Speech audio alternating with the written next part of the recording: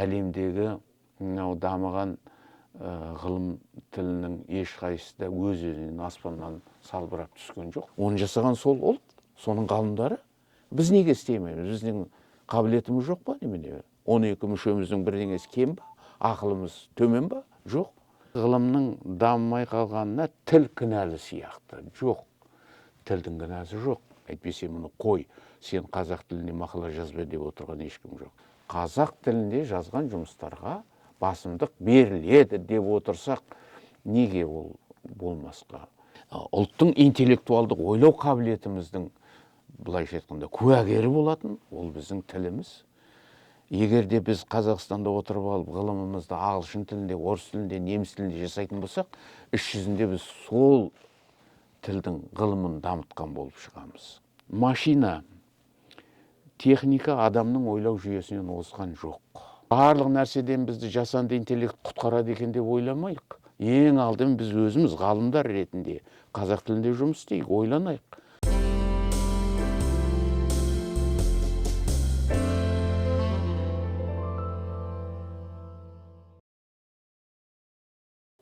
Сәлем яссауилықтар, ұлыстың ұлы күні Наурыз мерекесі құтты болсын. Әдеттегідей Яссауи подкасттың кезекті эпизодын көріп отырсыз, және сіздермен бірге Дана Маратова. Құрметті көрермен, тыңдарман, сіздерге жақсы жаңалығымыз бар. 2-4 сәуір аралығында университетімізде қазақ тілі, ғылым тілі атты 2-ші халықаралық симпозиум өтетін болады. Бәріңізді осы симпозиумға белсенді қатысуға шақырамыз. Симпозиум аясында жалпы қазақ тілі ғылым тіліне айнала ма, жасанды интеллект біздің тілімізді толықтай түсіну үшін ғалымдарымыз қандай жұмыс атқарып жүр деген сұрақтарға жауап табатын боламыз.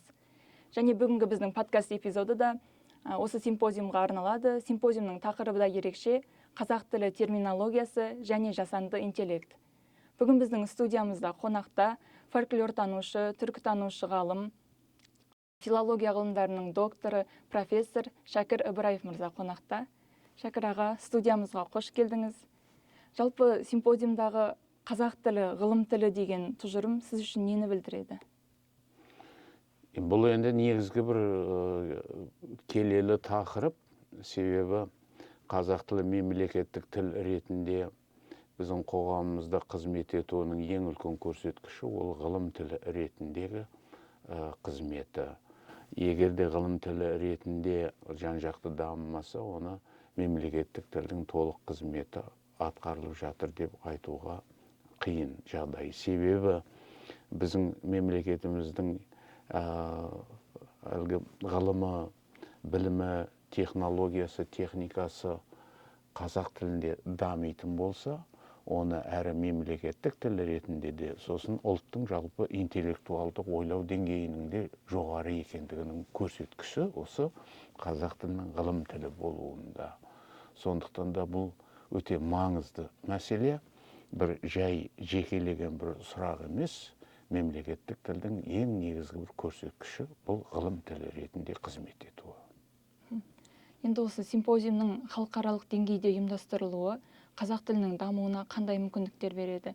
Өзіңіз түркітанушы ретінде үнемі айтасыз ғой, тек түркі тілдес мемлекеттер ғана емес, Еуропа елдерінде де түркі тілдеріне деген қызығушылық, ізденіс бар деп.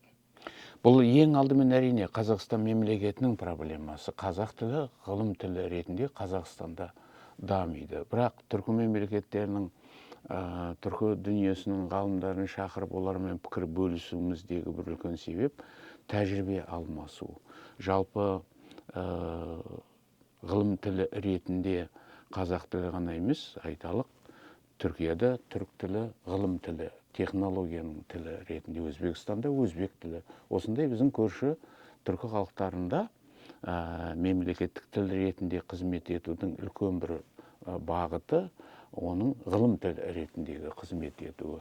Біз осы жерде тәжірибе алмасу үшін біз ғылым тілі ретінде қазақ тілін дамытатын болсақ, біздің мынау көршілеріміз, түркі халықтары осында қандай жетістіктерге жетті, ғылыми қалай осы мәселелерді жолға қоя алды, сол мақсатта бұның халықаралық симпозиум ретінде өткізіліп отыр. Ал негізгі салмақ бұл енді Қазақстанда қазақ тілін ғылым тілі ретінде дамыту, оның атынан көрініп тұрғандай терминологиялық жүйесі және қазіргі замандағы әлемдегі ең бір қатты мықты қолға алынып отырған мәселе жасанды интеллект жүйесіне қарай қазақ тілінің мүмкіндіктерін көшіру. Осы ең үлкен екі бағытта пікір алмасатын боламыз. Жалпы ғалым ретінде қазақ тілінің ғылым тілі ретінде дамуында қандай проблемалар бар деп ойлайсыз? Проблемалар ең алдыменен енді мынау ғылымды біз көп жағдайда, әсіресе мынау жаратылыстану ғылымында қазақ тілінде жасап жатқанымыз жоқ. Өкінішке қарай мынау ғалымдарымыздың көбі қазақ тілінде жазбай, орыс тілінде, басқа тілдерде жазады. Ал бұл ненің көрсеткіші? Біз ұлт ретінде қазақша өзіміздің ойлау жүйемізде, егерде қазақ терминологиясымен, қазақ ұғымдарыменен сөйлемей, басқа тілде сөйлейтін болсақ, іс жүзінде бұл ғылым сол тілдің көрсеткіші болып қалады. Ал біз Қазақстанда тұрып, өзіміздің мемлекеттік тіліміз қазақ тілінде жай ғана ақпараттық жүйемен бір-бірімізге коммуникациялық, ақытке түсіп бір-бірімізге қарым-қатынас құралы ретінде ғана қолдану емес, ғылым, білім, техниканың, технологияның, жалпы ойлау жүйеміздің, интеллектуалды деңгейіміздің көрсеткіші ретінде осы тілді дамытатын болсақ, мұның онда сұранысы да, оның даму деңгейі де басқаша болады. Сондықтан бұл біздің Қазақстандағы ең бір зәру мәселелердің бірі. Жалпы түркология институты, түркология журналы қазақ тілінің ғылым тілі ретінде қалыптасуына қаншалықты үлес қоса алды? Енді бұл түркология журналы алғашқы шыққан санынан бастап қазақ тілінде, түрік тілінде, ағылшын тілінде шығып келе жатыр. Мұның енді осылай бірнеше тілде шығуының себебі енді дүниеге кеңінен таралсын деген мақсатта.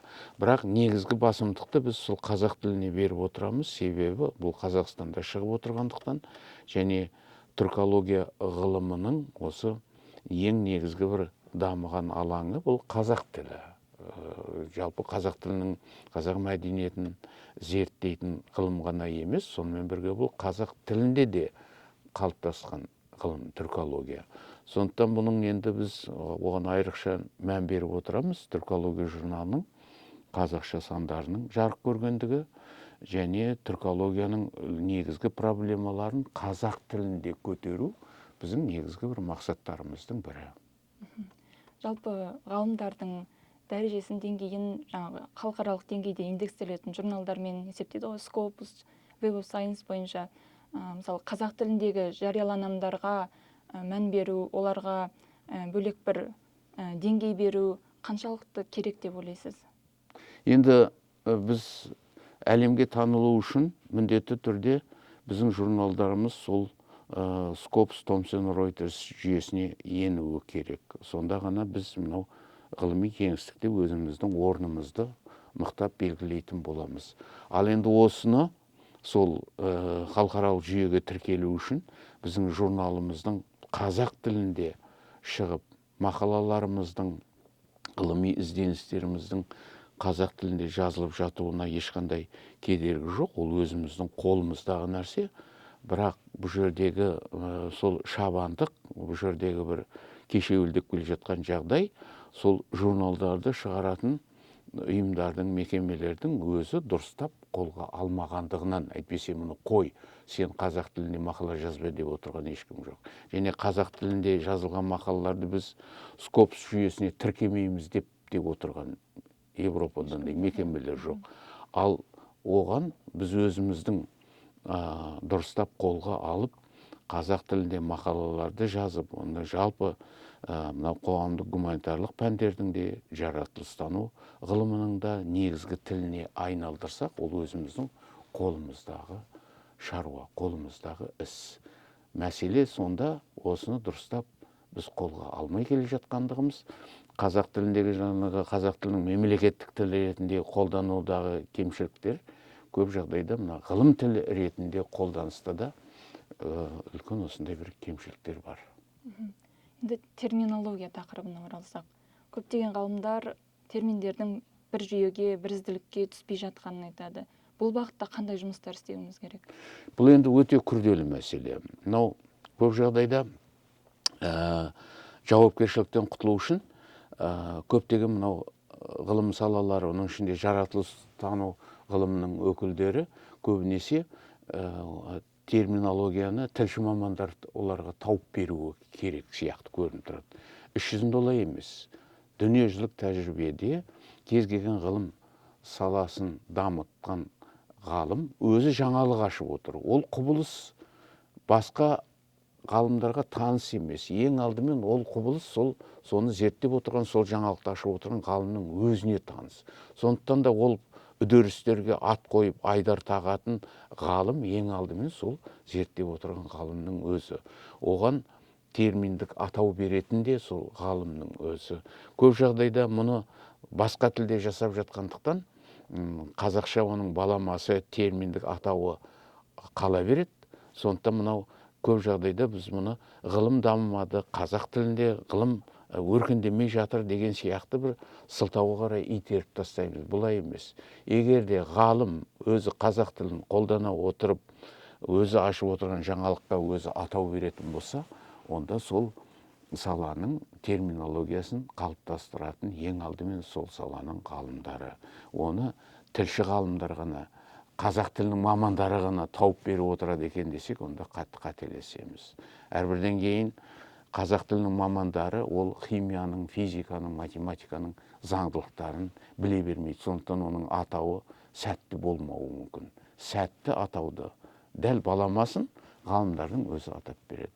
Алдағы уақытта жалпы терминология жасау жүйесінде бұл белгілі бір мамандардың ғана жұмысы емес, бұл жалпы сол ғылым саласын дамытып отырған, сол ғылыммен айналысып отырған ғалымдардың ортақ ісі, терминологияны қалыптастыруға барлығымыз жауаптымыз.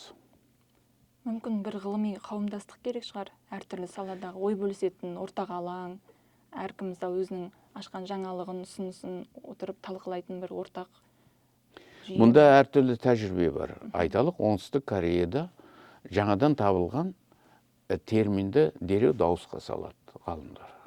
Жанды түрде соның алаңы бар. Мен мынадай бір құбылысты аштым алдымен. Осындай бір жаңа бір ұғым пайда болды.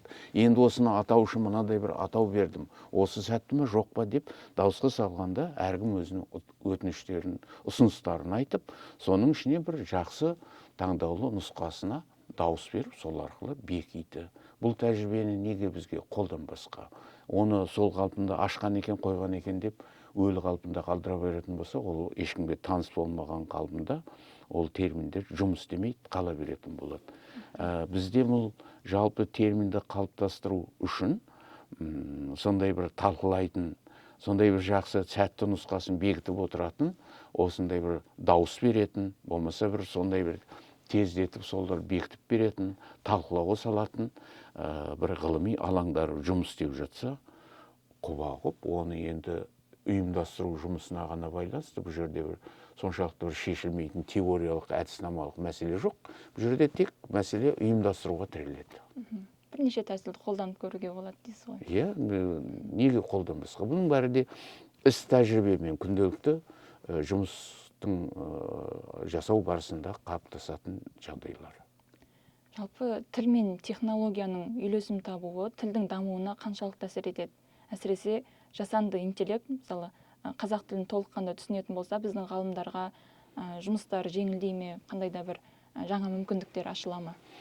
Енді былай ғой, мынау бұрын белгісіз құбылыстарды алдымен өзі бір дерексіз ойлай бастаймыз. Мынау нысансыз, без объекті деп айтамыз ғой, нысансыз ойлай бастаймыз да, ол енді нақтыла бастаған сайын, енді оның белгілі бір ұғымдар өзі нақтылана бастайды. Сол ұғымдарға енді анық болған кезде оған атау беріледі. Оған өзіміздің тілімізде оны бір сол үдерісті бұрын таныс болмаған, бұрын ойымызға келмеген үдерістерді енді атайтын нақтылы бір ұғымдар, сөздер пайда бола бастайды. Мұны осы арқылы жалпы тілдің абстракциялық ойлау жүйесі, жаңа атауларға атайтын терминдік жүйесі, жалпы бұрын таныс емес, енді адамзат күнде ақыл ойымыз өзгеріс үстінде, техника, технология ғылымда. Енді осы үдерістерге біз өзіміздің тілімізде ат қойып айдар тағып отырсақ, демек ойлау қабілетімізбен бірге тіліміз де бірге дамиды деген сөз. Егер де оны қазақ тілінде дамытпай, басқа бір тілде ойлап, басқа бір тілде оған атауын қолданып отыратын болсақ, онда біздің ана тіліміз қаға берісте қала береді. Оны жасап беретін біздің тек өзіміздің ғалымдар, басқа біреу жасап бермейді. Енді осы үдерісті біз жасанды тілдің жүйесіне көшіретін болсақ, жасанды интеллект жүйесіне қарай көшіретін болсақ, оған да қолайлы. Айталық, қазір ағылшын тілінде жасанды интеллектке салып келіп жіберсең, ағылшын тілінде кез келген үдерісті де, кез келген терминологияны да бірден береді. Қазақ тілінде қиналады. Неге? Бұл салада ғалымдар алдымен ойлап, осында біз ғылыми ой жүйемізді тереңдетіп қалыптастырып алған болсақ, жасанды интеллект осының соңынан еріп отыратын, осы процеске бірлесіп отырып, тереңдетіп отыратын жағдайды қалыптастырады. Бұлай ғой, әзірге машина, техника адамның ойлау жүйесінен озған жоқ. Қалай болғанда да адамның жанды тірі ойлау жүйесі алда. Сол алда болған үдерістерді жасанды интеллект өзінің жүйесіне салып отырады. Демек біз өзіміз ойланбай тұрып, өзіміз ол жаңалықтарға қазақша атау бермей тұрып, ол үдерістерді қазақша анықтап алмай тұрып, оны жасанды интеллектке қарай итеріп тастайтын болсақ, ол бізге не береді? Ол бізге ойлағанымыздай нәтиже бере алмайды. Ол бір бер жақтағы белгілі бір жасалынған жүйемен ғана жұмыс істейді. Көмекші құрал ретінде. Көмекші құрал ретінде ғана болып қалады. Сондықтан оны барлық нәрседен бізді жасанды интеллект құтқарады екен деп ойламайық. Ең алдымен біз өзіміз ғалымдар ретінде қазақ тілінде жұмыс істейік, ойланайық. Сосын барып ол үдерістерді жасанды интеллектке көшірейік. Сонда біз тиісті нәтиже аламыз. Дұрыс айтасыз. Жалпы қазақ тілі, ғылым тілі деген симпозиум былтыр алғаш рет ұйымдастырылды ғой, халықаралық деңгейде. Көптеген ғалымдар келді. Жаңа сіз айтып отырған мәселелер сол кезде де талқыланды. Енді арада бір жыл өтті. Симпозиумнан кейін қандай да бір нәтиже көре алдыңыз ба, өзіңіз ғалым ретінде бақылай отырып? Енді бұлай, бұл мәселе айтыла беру керек. Жалпы кез келген мәселе айтылмай, талқыланбай өзінен өзі шешіледі десек қателесеміз. Осы мәселенің қозғалғанына енді мінекей бір жыл болды ма? Екінші симпозиум, бірінші симпозиумға қарағанда көп мәселеде нақтыланайын деп отыр. Ол сол нақтыланудың белгісі терминологиясы, жасанды интеллект жүйесіне қалай қазақ тілін көшіре аламыз. Ол үшін не істеуіміз керек? Ол үшін ең алдымен ғылымды, кез келген ғылым саласын, жаратылыстануды да, техникалық жүйені де, гуманитарлық қоғамдық саланы біз алдыменен қазақ тілінде сөйлетіп алуымыз керек. Сонда онымен бірге параллельді қатар жаңағы айтып отырған терминологиялық жүйесі де кеңейіп байи бастайды. Жасанды интеллект жүйесінде де біз оған тиісті нәтижелер алатын боламыз. Ал жалпы біздің енді осы саладағы қазақ тілінде жинаған тәжірибелерімізді жасанды интеллект тіліне көшіретін болсақ, одан біздің үйрететін шәкірттерімізге де, оқытатын студенттерімізге де бұл жүйені тиімді етіп берудің жолы қалыптасады. Біріне бірі байланысты. Енді абстракт түрде мен ананы аштым деп сен жүре беруің мүмкін. Бірақ ол ашқан нәрсеңді жасанды интеллектке көшірілгеннен кейін, енді оны үйренушілерге, оқытушыларға, студенттерге оны тездетіп үйренудің жолы сол жасанды интеллект арқылы. Жаңа шәкірттерім деп қалдыңыз ғой. Жалпы жастардың қазақ тіліне, ғылыммен айналысуға деген қызығушылығын арттыру үшін не істесек болады? Жалпы ғылымға жастар керек қой? Енді жастар керек болғанда міндетті түрде керек. Мынау қазақ филологиясында, қазақ тіл білімінде, қоғамдық гуманитарлық пәндерде аса ондай көп бір соншалықты бір қиын жағдайлар жоқ. себебі бұл ғылымның өзі о бастан өзі қазақ тілінде қалыптасып келе жатыр. Түркологияда, тіл білімінде, әдебиеттануда, тарих ғылымында енді қазақ тілінің қолданысы құдайға шүкір жақсы былай қолданылыста. Мәселенің бәрі мына жаратылыстану ғылымында. Осы жақта әсіресе қазақ тілінің қолдану аясы өте әлсіз, қанағаттандырмайды, ашығын айтқанда. Енді осы салаларға оқушылардың қызығуын арттыру керек. Көп жағдайда мынадай бір сылтау айтылады. Әдетте ғылымның дамымай қалғанына тіл кінәлі сияқты. Жоқ, тілдің кінәсі жоқ. Бұл жердегі кінә біздің ойлау жүйемізде. Қазақша ойлана алмаймыз ба? Оған сонда тіл кінәлі ма? Ондай әлемде ешқандай тәжірибе болған емес. Мәселе сонда қазақ тілінің сол ғылым тілі ретінде дамуын қолға алмағандықтан, оны бізге біреу жасап беру керек сияқты.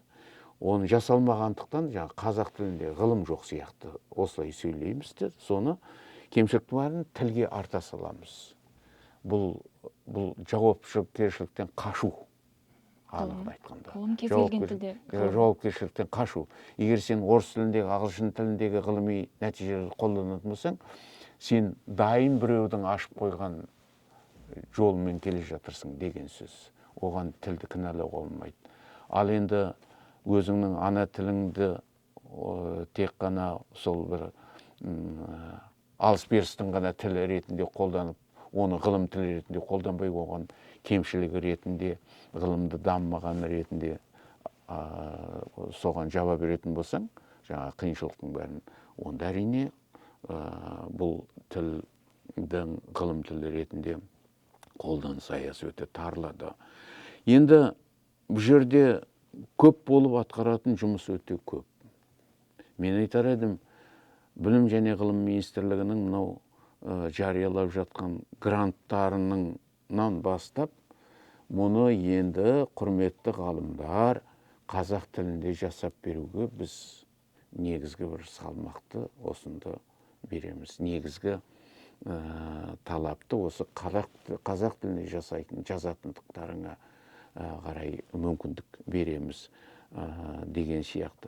Сонан кейін мынау қазақ тілінде жасалынған жаратылыстану ғылымындағы түрлі жастардың ізденістеріне, ғылыми жұмыстарына, олардың мынау дипломдық жұмыстарына, курстық жұмыстарына, жас ғалымдардың түрлі мынау жарыстарына, конкурстарына қазақ тілінде жазған жұмыстарға басымдық беріледі деп отырсақ, неге ол болмасқа? Әрбірден кейін оған бір өздерің білесің, өзің істей бер деп отырған емес, бұған ынталандыру, бұған деген бір сұраныс, бұған деген бір талап қойылып отырса, ол тез дамитын, орнына келетін шаруа. Әлемдегі дамыған ғылым тілінің ешқайсысы да өз-өзінен аспаннан салбырап түскен жоқ. Оның бәрін жасаған сол елдің патриоттары, сол елдің ғалымдары, сол елдің сол тілді тұтынушы мамандары. Бізде қазақ тіліне деген сұранысымызды арттыратын болсақ, ғылымға деген талабымызды қазақ тілінде қоятын болсақ, оны көтеріп алу өзіміздің қолымызда. Тілдің, тағы қайталап айтайын, қазақ тілінің бұл жерде ешқандай кінәсі жоқ. Кінә, кемшілік адамдарда, соны қолданатын адамдарда. Жалпы симпозиумға осы министрліктің қолдау білдіріп жатқанының өзі, басты ұйымдастырушылардың бірі болуының өзі үлкен бір қолдау қадам ғой. Жалпы енді биылғы симпозиумнан не күтеміз? Секциялармен таныстыңыз ғой, қай тақырыптар көбірек қызықтырды? Былтырғы симпозиумға қарағанда биылғы симпозиумда тақырыбы да басқаша. Былтыр инновация болды, биыл жасанды интеллект. Енді мынау тәжірибеден ойластырылып қойылған тақырып бұлар. Биылғы жылдың терминологияға және жасанды интеллектке қойылуының басты себебі, біріншіден мына жасанды интеллект заманауи проблема. Қазір тек қана қазақ тілінің емес, әлемде қандай тілде бар, осылардың барлығында да үлкен бір тиімді жолын тапқаны осы тілдерді қолданудың ғылымда, білімде, техникада қолданудың бір тиімді жолы, әсіресе сол ақпаратты басқаға беру, болмаса жүйелеп көрсетуде жасанды интеллектінің қызметі өте жоғары болып келе жатыр. Бұл өте тиімді бір тәсіл болып келе жатыр. Сондықтан да бұл үдерістен қазақ тілі кеш қалатын болса, онда мен білмеймін, онда бұл тілді қай жағында қолдануымыз керек. Сондықтан ең заманауи мәселесі қазақ тілінің жасанды интеллект жүйесіне көшірілуі. Ол үшін тағы да қайталап айтайын, оны бізге бәрін аппарат жасап береді, мынау бағдарлама техника жасап береді, біз өзіміз қол қусырып қарап отыруымыз керек деген ұғым тумауы тиіс. Ең алдымен бұл кәдімгі бел шешіп кірісетін мамандар, бұл ғалымдар. Қазақ тілін кез келген ғылым саласында дамытуға, терминологиясын қалыптастыруға еңбек сіңіруіміз керек. Бұл бір. Екінші жағынан енді терминологияның көбі мынау бізде жаратылыстану ғылымында жоқ.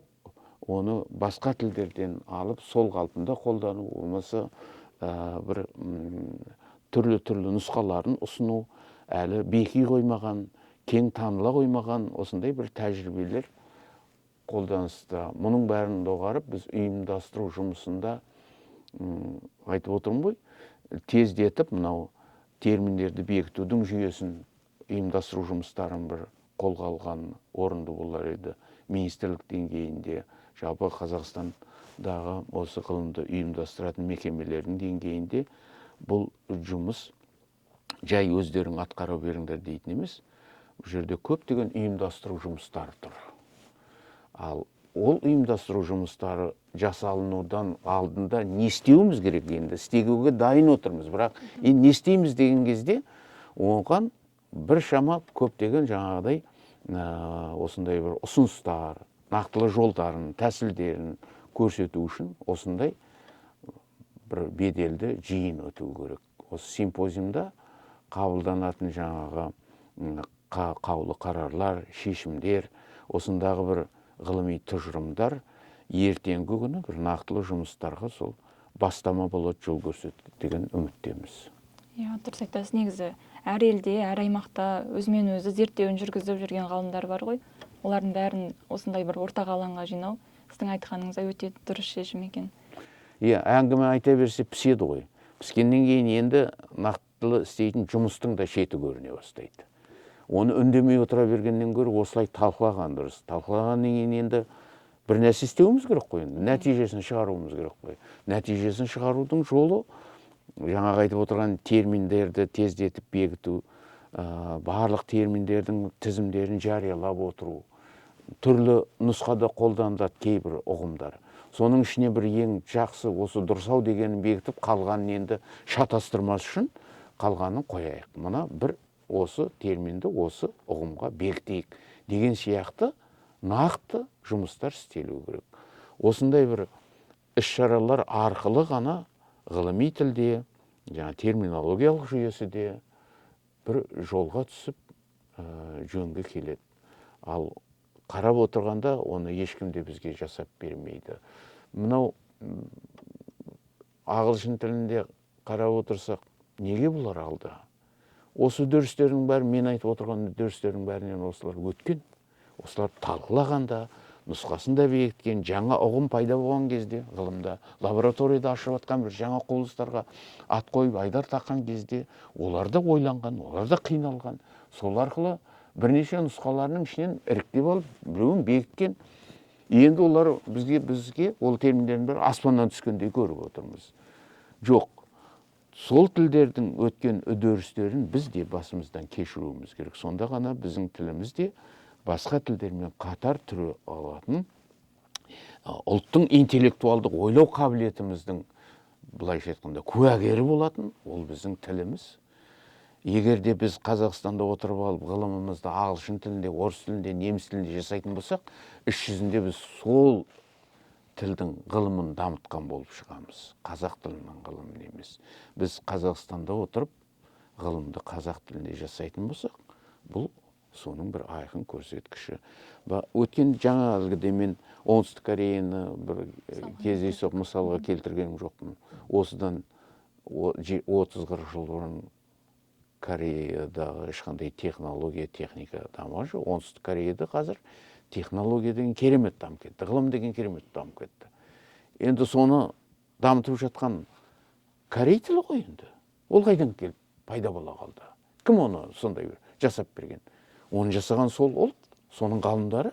Біз неге істемейміз? Біздің қабілетіміз жоқ па немене? 12 мүшеміздің бірдеңесі кем ба? Ақылымыз төмен ба? Жоқ. Істеуге тиісті жұмысты біз істеп отырғанымыз жоқ. Сондықтан атқаруымыз керек бұл жұмысты. Шәкір аға, көп рахмет. Жалпы бүгінгі подкаст эпизодында қазақ тілінің проблемасын ғана емес, оны шешудің жолдарын да басын ашып айтып бердік. Бұйырса енді симпозиумда кездескенше. Иә, жақсы. Құрметті яссауилықтар, осымен бүгінгі подкаст эпизоды тамам. Бәріңізді белсенді түрде қазақ тілі ғылым тілі симпозиумына қатысуға шақырамыз. Қазақ тілімізді ғылым тіліне айналдыруға, жасанды интеллект тіліне айналдыруға бірге атсалысайық. Келесі эпизодта кездескенше сау болыңыздар.